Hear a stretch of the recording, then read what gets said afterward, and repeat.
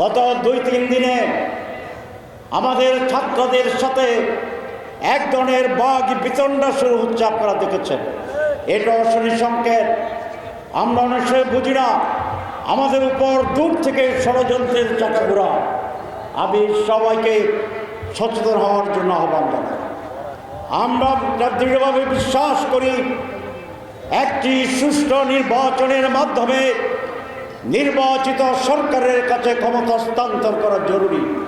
কিন্তু তার আগে 18 সালের নির্বাচন হলে চলবে, 14 সালের নির্বাচন হলে চলবে, 24-এর নির্বাচন হলে চলবে।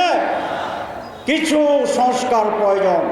সংস্কারবিহীন নির্বাচন আবার আমাদেরকে সেই 24, 18, 14-এর অন্ধকারের দিকে নিয়ে যেতে পারে।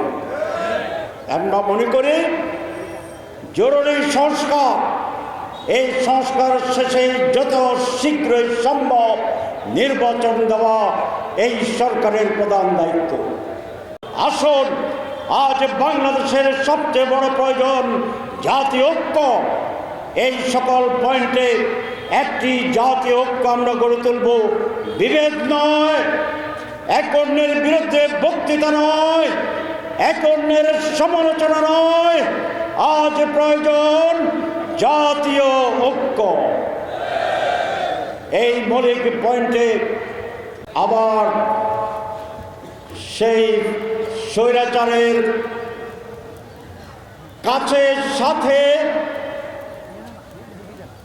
সমঝোতা করে ভারতের দিকে আবার মাথা ঝুঁকিয়ে ক্ষমতায় আসার জন্যে যে কোনো প্রচেষ্টাকে বাংলাদেশের জনগণ রুখে দেবে।